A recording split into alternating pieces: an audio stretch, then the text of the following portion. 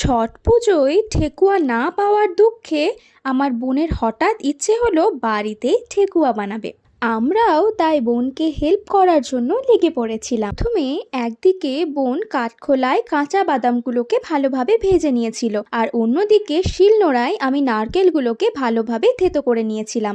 এরপর একটি পাত্রে এক বাটি ময়দা, যতটা পরিমাণ ময়দা নেওয়া হয়েছে তার অর্ধেক পরিমাণ সুজি, স্বাদমতো চিনি, নারকেল, বাদাম গুঁড়ো আর সামান্য একটু নুন আর ঘি দিয়ে খুব ভালোভাবে ময়ান দিয়ে নিতে হবে।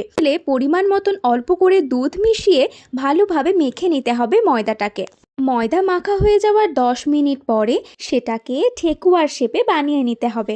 আমার বোন আর আমি মিলে ঠেকুয়াগুলোকে এক এক করে বানিয়ে নিই। সবগুলো বানানো হয়ে গেলে কড়াইতে তেল গরম করে এক এক করে ভেজে নিলেই ঠেকুয়া একদম তৈরি।